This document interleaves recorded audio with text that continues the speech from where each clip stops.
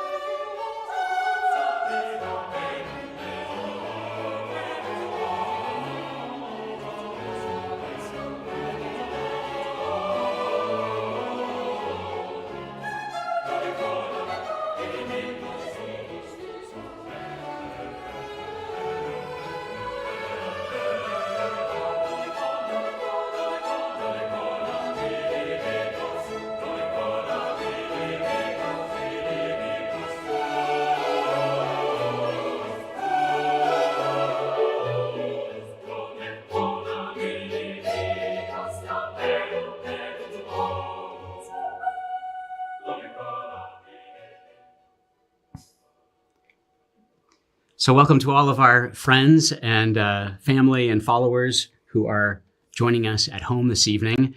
Welcome to our live stream conversation on the power of the feast. Of course, I'm Father Ambrose, and of course, this is Father Hugh. We're here at St. Michael's Abbey, and we're really glad that you joined us tonight. Now, all of this evening is something of a commercial, really. Our conversation this evening is a commercial for a very important feast day that's happening the day after tomorrow, the feast of St. Michael and all the archangels.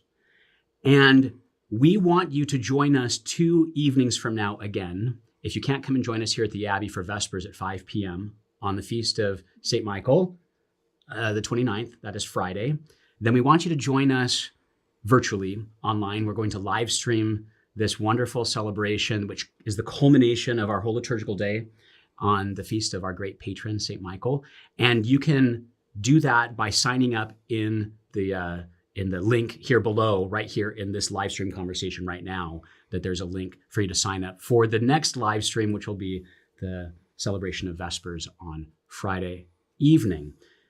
So, Father Hugh, we hooked a number of people into joining us this evening through all of our social media platforms. That's because we get bored, and so we need someone to entertain us while we're talking. Exactly, right. So here you are.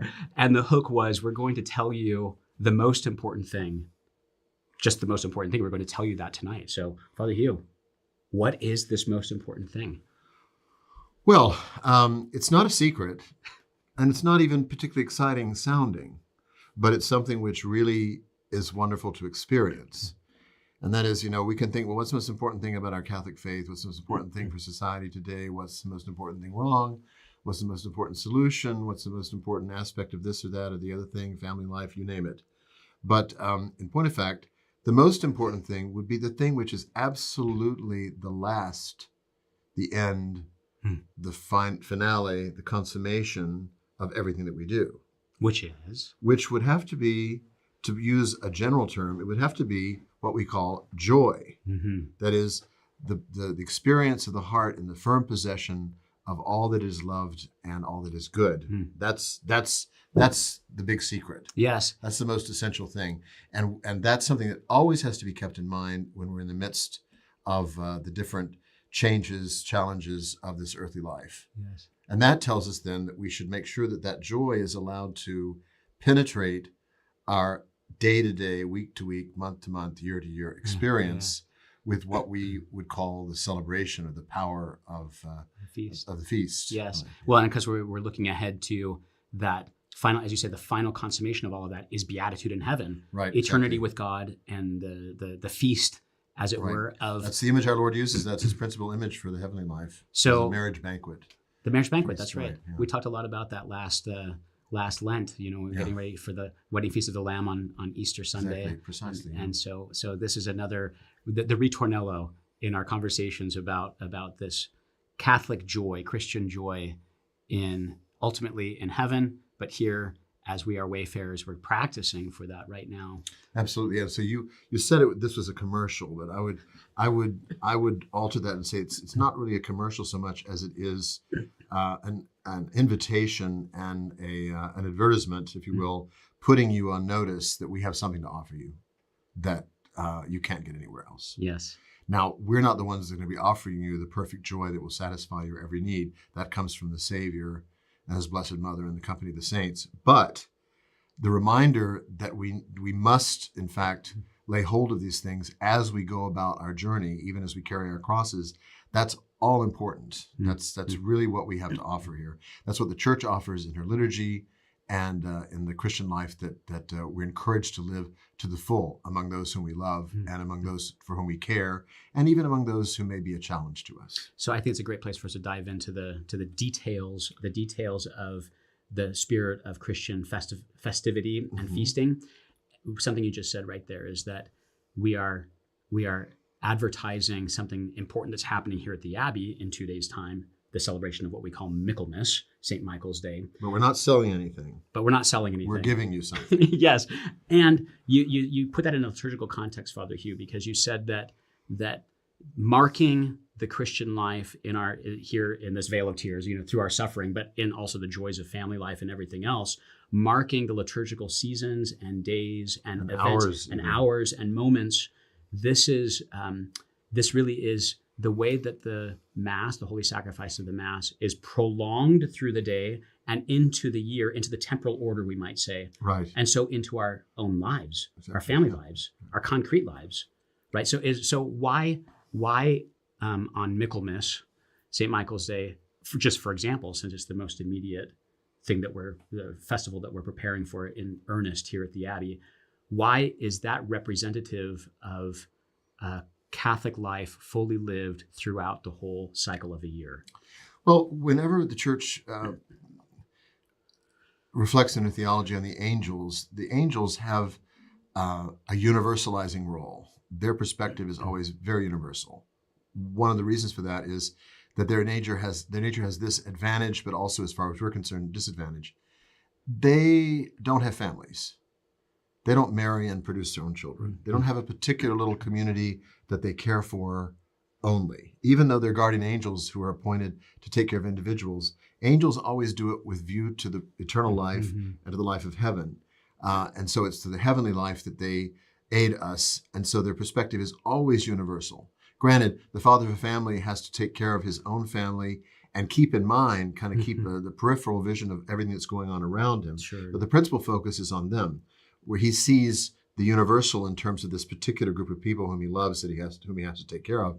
But the angel sees us through the perspective of the universal, from the vision of God and the whole history of God's workings with the human race, and then what is needful in the broadest sense. In fact, the angel sees things naturally and supernaturally in the order in which they actually exist. And we have to come to things gradually. We pick at it little by little. The angel sees it all at once. So your guardian angel, for example, he sees your whole life from the top down, everything from God and then returning to God. And that's a way of knowing that's completely natural to him. He doesn't have to study theology. He doesn't have to be especially bright because he's an angel, so he's already bright. Yes. But we have a different way of coming to know God's plans for us. So when we are talking about a feast is precisely the word is celebrate, which means to make public, to gather together a large group of people, to publicize and make common some good thing that we may enjoy individually or in small groups, but we make it. That's why when you celebrate, you invite people. Yes, you want more people to come. It's like putting the banner out, as it were. Right, exactly. This is what's happening here, and we want you to participate and in it. Want you to know about it, and to know about it, because it's glorifying these in our case here in a few days' time, these angelic creatures. We're glorifying. We're singing God's praise by elevating their glory before him. Right, exactly. Look at the birth of the Savior. How did it come about? The Annunciation made to Our Lady by an archangel, the angels at Bethlehem announcing this news to the shepherds. I mean, the most universal, glory to God in the highest, on earth peace to men of goodwill. And then at the same time, this little family in this little cave, hidden and obscure. Yes. So there's a real grandeur. Theorists of art talk about that when small things are united successfully with the greatest, there's a perception of beauty that we don't ordinarily see. And that's what's sort of moving. That's why generations have found the image of Our Lady with her child so moving and and something that makes them think of greater and heavenly things, because that union of the heartfelt and small with the great and eternal is something which really moves human beings in a particular way. We're kind of made for that. We almost, well, sure, there's just, we put the star, God put the star over the crib at Bethlehem, precisely Over the to show house, just right there. right over the there. house. So there's a star. So when you hear these articles where they try to explain that, yeah, there was a conjunction of this and that planet at that time, and we know that there was a cosmic event, and that's what it's all about. No, the way the Gospels describe the Star of Bethlehem, it was a miraculous portent, a star that appeared in the east to people that were in what would now be modern day Iraq, the Chaldeans, the wise men, and the kings, preceded them, yeah. And then came to rest over the house where our Lord was being cared for. It was at Bethlehem a few months after his birth. So this is not just a star that's out there, There's a cosmic celebration of a fest. It's miraculous. It's a miracle. So don't let them take the Star of Bethlehem from you, okay? Father Hugh, you said something there I think is really important for our friends to understand in the context of postmodern, alas, secularized culture that we're living in, and trying to resist and trying to recapture authentic Christian living in the midst of. And that is that you said that it's important that we mark these festivals in this public celebratory kind of a way, like hanging out the banner and inviting people in to celebrate with us. That's what the festivals of the Christian year do, the liturgical year do for us. So it seems to me that there's a real danger which a celebration like this helps to resolve or helps us to overcome and surpass the danger of becoming so used to marking liturgical days, Christmas, Easter, Michaelmas, anything else, and not really doing much about it by way of celebration, so that it just becomes another day of the calendar, indistinguished and indistinguishable from an ordinary working day. That, in other words, the danger is that if we don't really lean into and love and cultivate a way of celebrating, of feasting, embracing the power of the feast, then we are in danger of losing our grateful hearts about these most important mysteries of our faith. Yeah. Absolutely, it's very, very true. And I think you start with Sunday. And St. John Paul II, he had a whole apostolic letter on the observance of Sunday and the importance of it. And no one read it, of course, but there it is. It's there. It's very beautiful, too, with all the motivations why there should be a restoration of the observance of Sunday among the faithful. So the very simple beginning is just that you go together to Mass on Sunday as much as you can. Now, you might have a big family where some older children stay back to take care of the little ones while the mother can go to Mass in peace. So you can just have a little time of prayer. Sometimes it's hard to have all of them go to Mass at the same time. But in the American context, though, because of transportation and all that, sometimes there's no way to do anything except to bring the whole family at one time. But whatever people do, they go to Mass as a family, and then they have their Sunday dinner or something equivalent, where their manner of eating together and the time they spend together is markedly different on Sunday than it is on other days of the week. This is still the widespread practice among very many Christians in this country, but I would tell you it's probably more common among Southern Protestants who still have Sunday dinner at about 1 or 2 o'clock after church than among Catholics, although I'm sure there are plenty of Catholics who do it too. But I mean, it's an element of Sunday observance which extends again the idea this is the Lord's Day. It's a festive day, so we take a little trouble to I mean, I remember at my grandmother's house, you would always eat in the dining room on Sunday. Even if you're on the weekday, you might take lunch in the kitchen or something, breakfast nook or something. Yes. But you just always put everything out for Sunday. Yes. And she was a Protestant, though, so that's how. Anyway, and you see that also in certain ethnic parishes where after Sunday Mass, there are tons of things. There are tamales. There are all kinds of things to be had, and people sort of hang out, and entertain each other and their families on that day. So that's just like the first thing is Sunday itself, and then to do a little, since we've lost track of a lot of these traditions, look them up. Now we have we have Google, so why not just look them up and find out what the different traditions were. What do people do on these days? Like What you could happens? look up Michaelmas and you could find out all the little traditions that were associated with Michaelmas in different countries of Europe Yes, where it was celebrated.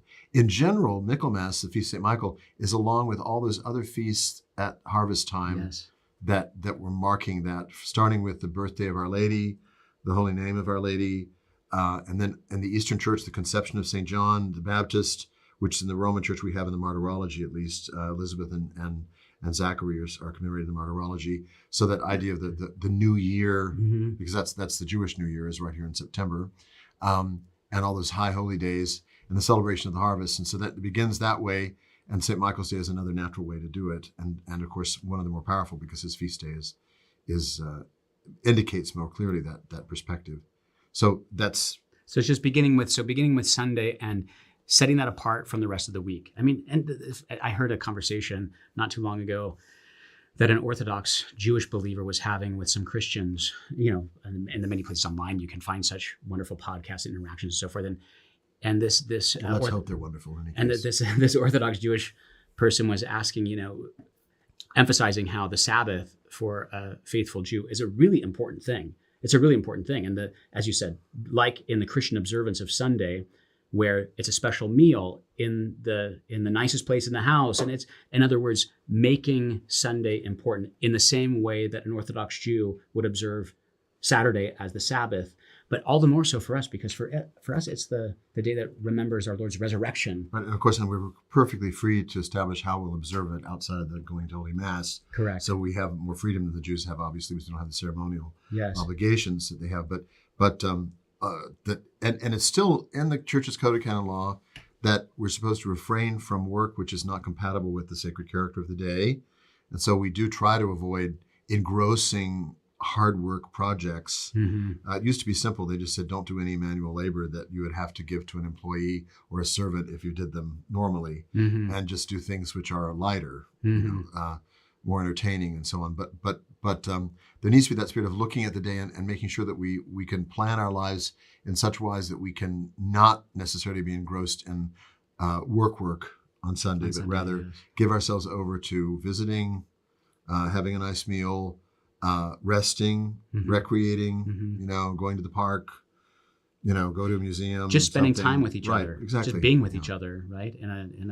Celebrating it. It's a little foretaste of heaven there, and that's what we're going to be doing. Right, calling or Zooming people. That was when I was a kid. That's always on Sundays when we'd call relatives back east and talk to them, So it was usually that sort of thing. Besides the family. Yes. Establishing connections. It's all about connections. It occurs to me too, Father Hugh, that part of that, I think, in the as I said before, the secularized world that we're trying to resist and trying to reclaim Christ in the midst of, and the authentic Christian life in the midst of this secular and secularizing place and time.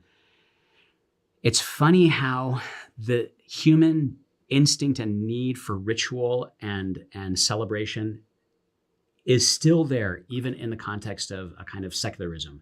I'm thinking of, I saw this article a couple weeks ago. For us, what is the religion of the secular world right now? It's pretty much pro sports, I think, or something like that, where there's a kind of or anger about something, or anger about something, exactly. But I saw this article in a place where the football team, the members of the professional football team, deliver the season tickets for those who are getting season tickets for the first time this season and at the beginning of the football season. The actual players go to the house of the person who is for the first time getting their season tickets. There's a film crew there. There's a film crew. Everyone's in their sports jerseys. The people, the players, and the fans. It looks like the trappings of religion almost. It's like the most important thing that happens in that person's life. And so there's ritual about it. There's special clothing. There's fanfare. There's public display. Oh. And what I thought was, in view, of course, this conversation in our upcoming celebration of St. Michael and his festival, I was thinking, wouldn't it be wonderful if all of the Catholics in our country had that same kind of public witness, but about these holy things, not just about the very secular or banal things?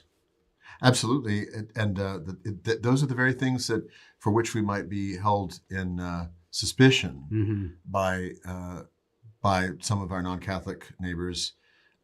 That But we have to remind them the very things that we all use to celebrate or to emphasize any human reality at all, we also use in religion. We use gestures, we use special clothing, we use a special lingo, as it were. You know, and certainly that's true in sports and other things. Also, if you're music and the arts, it's the same thing. There's a certain way you go about doing everything. And if you were from another planet and you didn't know what was going on, you would be looking back trying to figure out what was exactly was going on. You know, even as something as simple as being handed a program by an usher, right, at a you concert. need to know about that. It's part of a ritual that you understand, like what's this person doing, or being shown to your seat, or all kinds of other things. And so certainly with our lives with God, since we're human beings, all of the things and more that we bring to important human experiences of work or pleasure or family life or friendship, we also bring to our religion, and as I say, and more, because, and you mentioned earlier, you used the word postmodern, and you sort of lamented it. But one good thing about a postmodern perspective is we're pretty much free to do it however we want. Exactly. Okay, and so you can tell your pals, you know, that's fine, but you know, I'm free too to go about things. We're unencumbered by some kind of expectation. by a cultural expectation, presuppositions. We can just this is how we do it. Okay, it's a good way to explain Catholic morality actually to people that are offended by our sexual morality, for example. They get all angry and offended, like you're a hater and whatnot. You could just say, why is it that if I were an Orthodox Jew, you would have no problem with my being opposed to certain aspects of feminism or gay marriage or all these things? That would be just fine because you get respect because you're an Orthodox Jew. Well, what about an Orthodox Catholic? Just say, look, give me the same respect that you give Orthodox Jews. Hopefully they still give it to them. Let's hope they do. Maybe they'll stop, in which case we'll have to defend them. So that's the way it is. But let's just say we need to be a little more forthright about that and not be worried about offending people. You know, if the sight of a rosary, if it troubles someone, that's their problem, and it is a problem. Yeah, but it's not ours. We should be let afraid them to get used to it. Yes. You know, let them get used to it. Yes. So that's a good, I think, place to pivot there, Father Hugh. You know, the side of the rosary. So that's an obvious sign of what it means to be a Catholic. You know, so if someone were to see you praying your rosary, well, see you in your religious habit, but seeing a Catholic, a lay faithful believer walking down the street and you know, telling the beads, as it were. But on a festival, what are some of the things we can do as Catholics in this context of our time and place right now to celebrate festivals? Well, first of all, encourage initiatives. So get people together in your parish. You know, if the Corpus Christi procession has fallen into desuetude, and in many places it's been brought back, but just, you know, offer yourself to make it as nice as possible. You know, donate flowers, get the kids to serve, you know, look make into a banner. Whether the music is any good, make or buy a banner. For processional banner, right. Not for the church, but a processional banner. Right, not carrying it into your pew at church, no.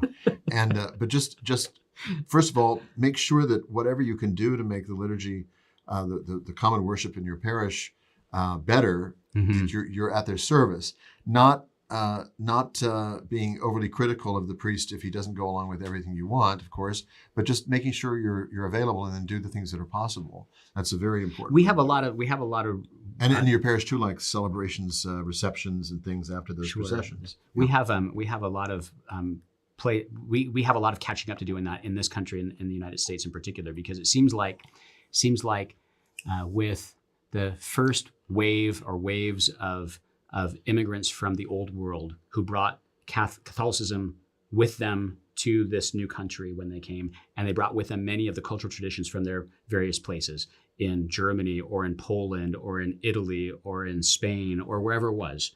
They brought with them these customs about how to mark these special holy days and these special festivals. And the longer those families are here, the more that tends to fall away.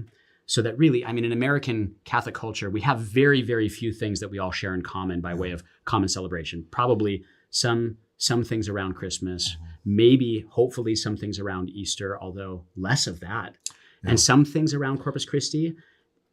But really, that's about it. Yeah. Well, I think one good thing to do is to hitch a ride if you're a sort of mainstream Anglo-Irish Catholic. Just hitch a ride with some of the ethnic groups that still are doing that. I mean, here at the Abbey, we had a wonderful celebration for Our Lady of Guadalupe, which is, of course, a feast day in California.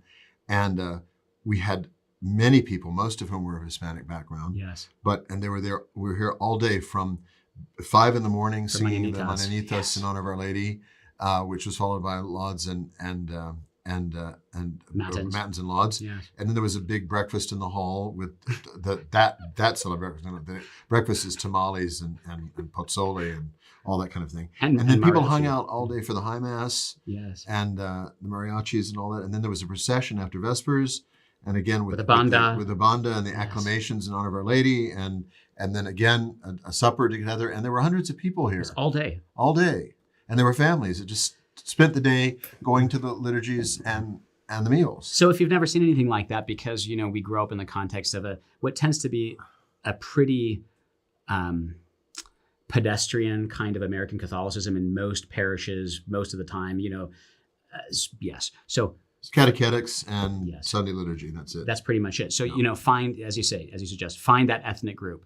I'm sure there are still pockets of Polish Catholicism in maybe a city like Chicago, where you could probably find some of this real festivity. They might scratch their heads and wonder what you're doing there. Yes. But the Mexicans will not be that way. If you show up, it's fine. Exactly.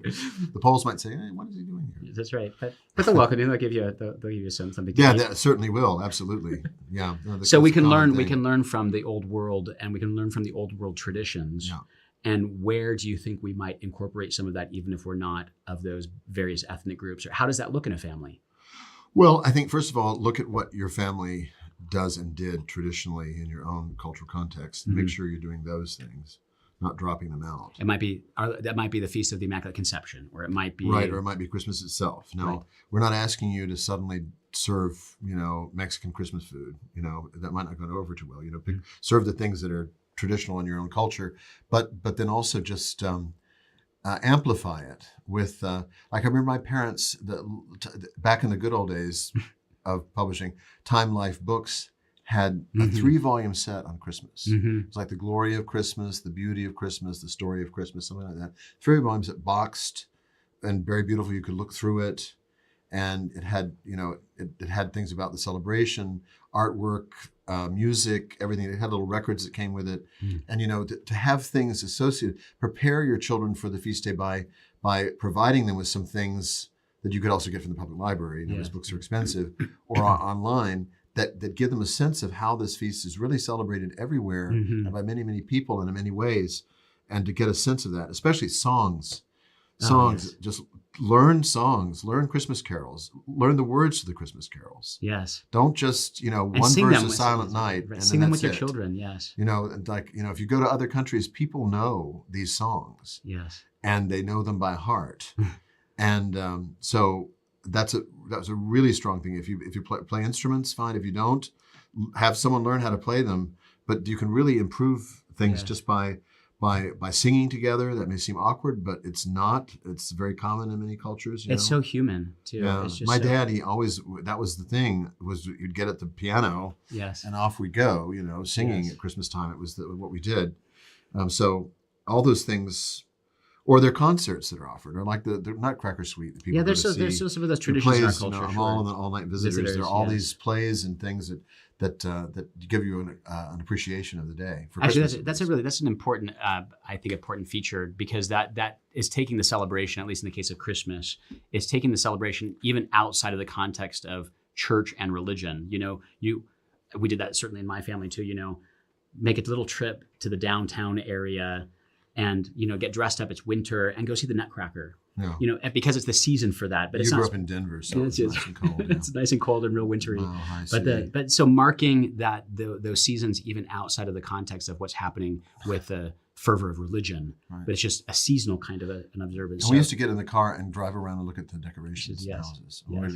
We were right over from an ultra-rich neighborhood, and so you could drive through there, and it was just spectacular. Spectacular. So dare get out of the car though. But we should, I think, since we're talking about the power of the feast, we should talk about food, and we should talk about how feasting. Haven't we been speaking about it? Not really. Now we have in the Abbot Circle series a whole thing on fasting, by the way.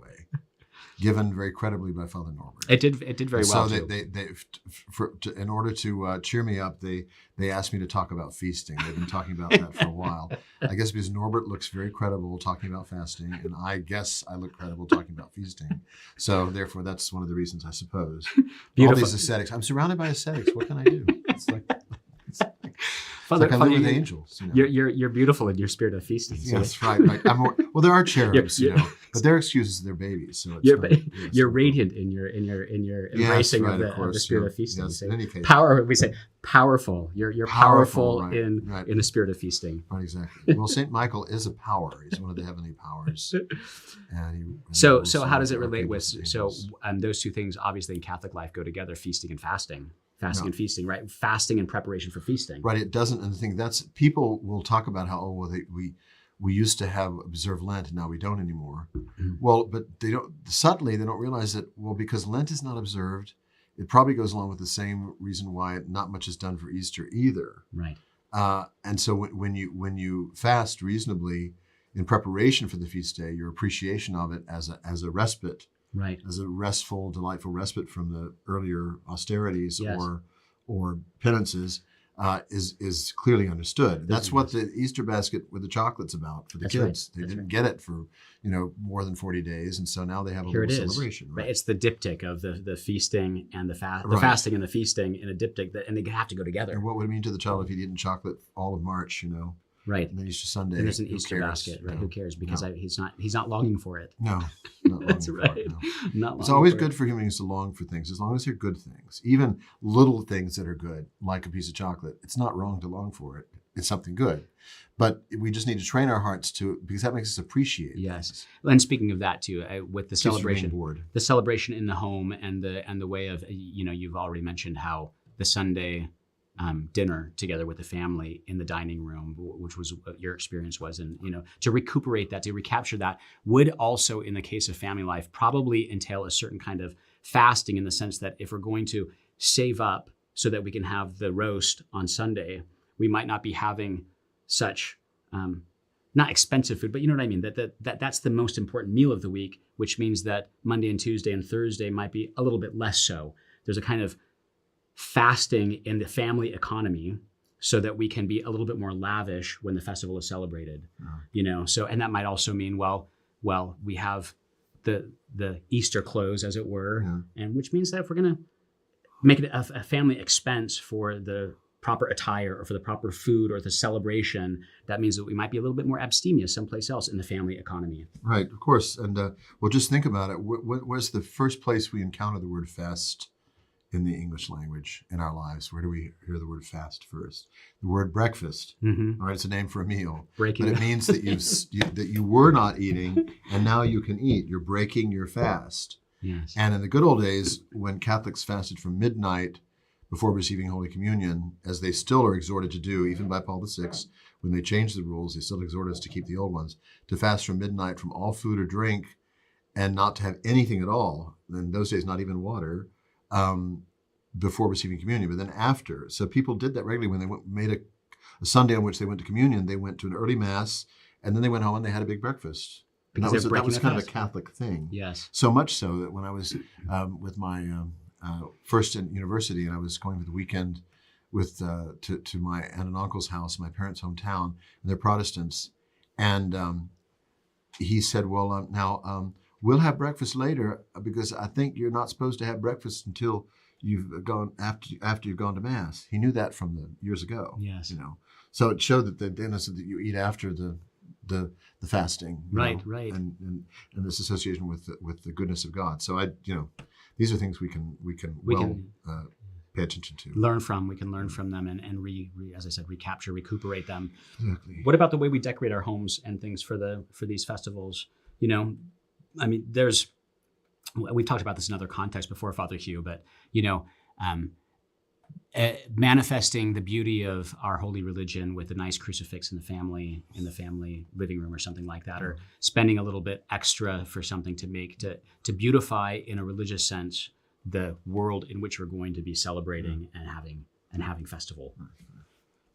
Well, absolutely. One thing that's really good nowadays is that because of the kind of technology we have for reproducing things, even if you don't have much money, you can always make you could order an inexpensive canvas reproduction of some beautiful painting, for example, that doesn't cost very much. Whereas before you'd have to spend a whole lot of money on it. Right. And it looks perfectly fine on the wall just the way it is. Yes. Well, like this picture behind us right. of St. Michael, which is just a reproduction. That's a canvas reproduction, yeah. But it's a decent so one. the yes. frame is the most expensive thing about it. But even then, within a modern house, you don't need to have that frame if you don't. But just that we're not saying that people need to spend, $600 on an extremely expensive carved German crucifix. Right. But if you can, fine. But find something as close to that as you can, and show that there's a certain quality to your recognition of the mysteries of faith in your home. But as far as decorating the homes for feast days, make sure that it's really around the feast day. It's not it's not like so far before it that it loses significance. Like, we're not going to start doing our Christmas decorations right after Thanksgiving. Let's just take it and wait until at least we get to the 18th or 19th of December and then put things up during the period of the O antiphons. If you don't know what O antiphons are, look them up. O, and then the word antiphon, A-N-T-I-P-H-O-N. Look it up. You learn something about Advent and Christmas. Yes. And that's an important way to kind of enter into the time of Christmas. But put the decorations out when they actually mean something. And then leave them up for the Christmas season. Leave them up for the Christmas season and keep them up until Epiphany at least. Yes, at least. Don't take them down right away. Right. That's because Christmas begins on Christmas Day. That's right. And that's a really concrete way that we Catholics can reclaim the culture for Jesus Christ and for his celebrations. And, by beginning Christmas on the 25th and celebrating it through the Christmas season. At least to the 6th, yes, right. Yes. And also, same with Easter. The Easter season is longer than Lent. Correct. Yes. But who thinks of we're in Easter now for the next 6 weeks, seven weeks? Right. So yes.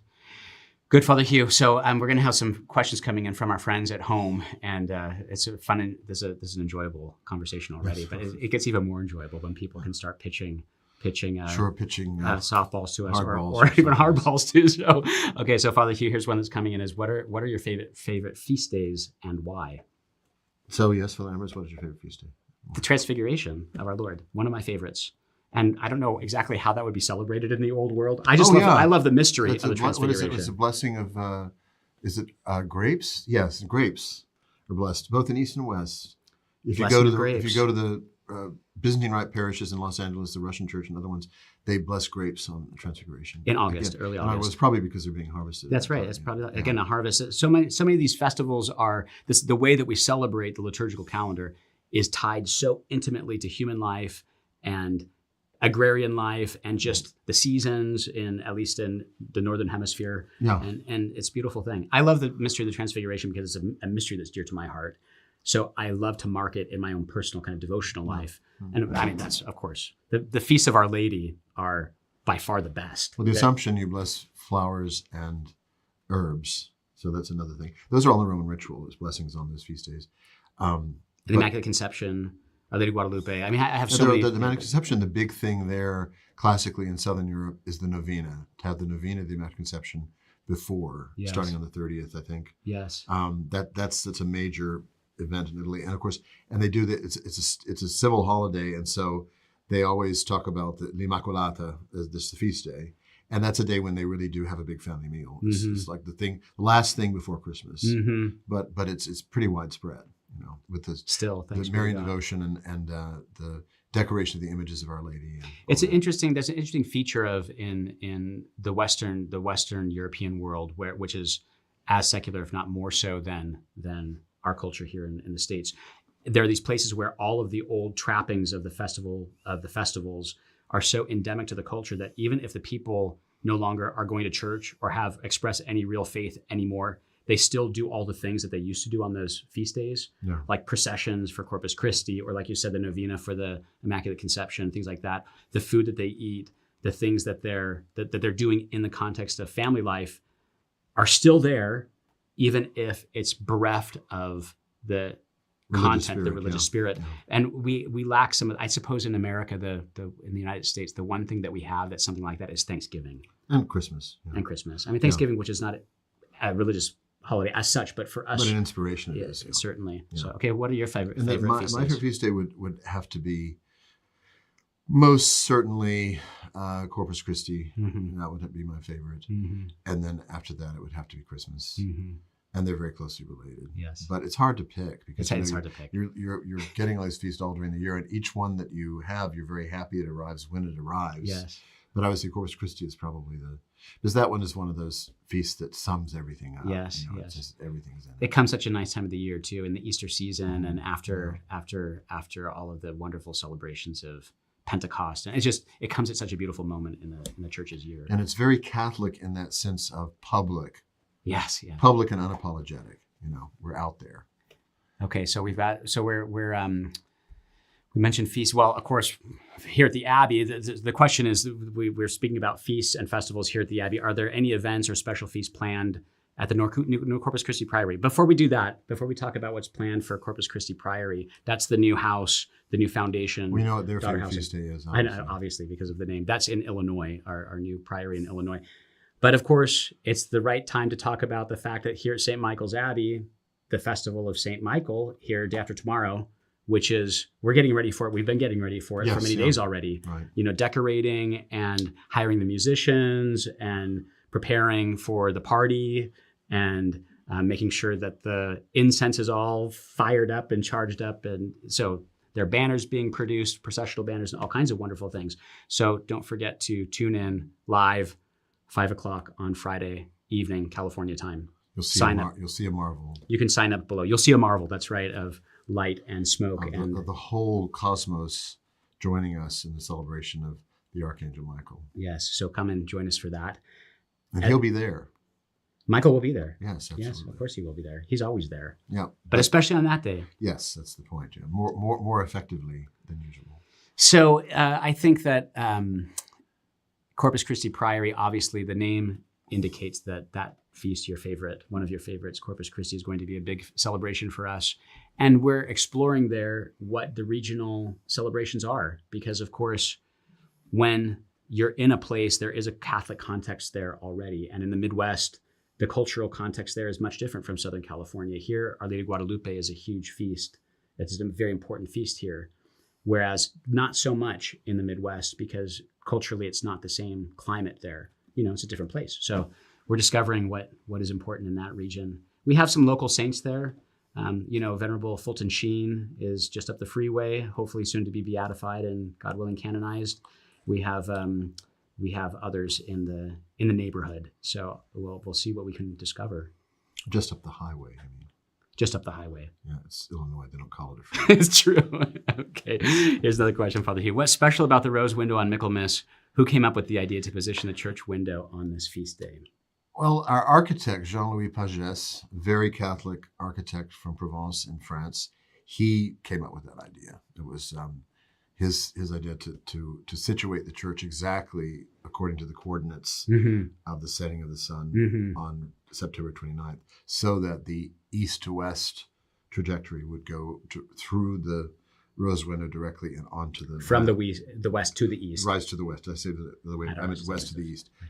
From the rose window directly onto the front of the high altar. And that happens during the singing of the Magnificat at Vespers. Right. And he calculated all that he knew how long our Vespers were, when the Magnificat was being sung, and at the time of the Instanciation, all of that. And so that was his idea, a beautiful one. It was very much in the spirit of the ages of faith, when such cosmological calculations were really part of building altogether, and the symbolic arrangement. I mean, we see the east-west idea, but there were other similar things like with that rose window. So that happens every year. It's precise on the 29th, but if you come on the 28th for First Vespers, it'll for your unaided eye, it'll look the same. Or even on the 30th. No, but the 29th is the key. It's a fun feature about those cosmological realities of the way that the sun and the light and everything moves, because in a way it helps us to prepare for a festival like Michaelmas, because exactly. we see it approximating day by day now in these weeks and days prior to the actual celebration. Yeah. Now there was a first part to that second question, and I only answered the second part of it. So I don't know if they can show me. I think it was about the rose window. I think we satisfied it. Okay, all right. But we do have another question here. Do Norbertines have any special feasts? We do. First of all, the patronal feast of our order is Our Lady of the Assumption. Our Lady of the Assumption is the title of Our Lady which is the title of Our Lady as patroness of the order. That doesn't come back to the original days of the order, but it goes back to the order's origins in France. In the 17th century, King Louis XIII consecrated France to Our Lady and gave his crown, actually gave his crown to her and crowned her as Queen of France. And so, and you can see if you're ever in Notre Dame or see pictures of the Notre Dame in Paris, there's a statue of Our Lady and the king is there kneeling and he's holding up his crown, offering it to her. And he established that on the 15th of August, there would always be a procession in all the churches of France, the procession of the vow of Louis XIII to remember the consecration of France to Our Lady. And so consequently, religious orders that had an association with the crown, and our order was closely associated with the Kingdom of France in France, they also took up this particular emphasis on the Feast of the Assumption. And so we declared Our Lady under the title of the Assumption also patroness of our order, just as she had been declared by the King patroness of France. So we got that late, but that is the patronal feast day of the order. And then, of course, we have feasts of our own particular saints. Yeah, St. Norbert, most principally. June 6th. Yes. We love St. John the Baptist in our order. St. John the Baptist is a great patron of ours. Patron of our order. That's the first church of our order in Premontre is dedicated to St. John the Baptist and Our Lady. And then, of course, the feast of our St. Norbert's translation, the translation of his relics, feast of St. Augustine on the 28th of August. So there are plenty of days that we and given our Marian slant and Eucharistic worship, Corpus Christi, and then all the Marian feast days are so important to us. And the different feast of our saints as well. Yes, so good. Okay, so Father Hugh, it's always fun to talk with you and to invite friends to, come and join us here in this virtual way. We hope that you can join us live at the Abbey on the Feast of St. Michael, day after tomorrow. Come for Holy Mass, which is, I believe, is at 10 a.m. on Friday. If you can, come please for Vespers in the evening. So you could just mark the whole day in honor of our great patron and champion of the church, St. Michael the Archangel, 5 p.m. Vespers. And if you can't come in person to see these cosmological wonders, cosmo-liturgical spectacles, then please join us in the live stream. And you can sign up for the live stream right here in the video description. Great. And let's conclude with the St. Michael prayer. Oh, yes, do it. I don't think we prayed it. Shall we do it in English or in Latin? We should do it in English. Yes. You lead us if you want to. Okay, good. In the Father, and the Son, and the Holy Spirit. Amen. St. Michael, the Archangel, defend us in battle. Be our defense against the wickedness and snares of the devil. May God rebuke him, we humbly pray. And do thou, Prince of the heavenly host, by the power of God, thrust into hell Satan and the other evil spirits who go about the world for the ruin of souls. Amen. Thanks for joining us, friends. God bless you. See you soon. Fly safely.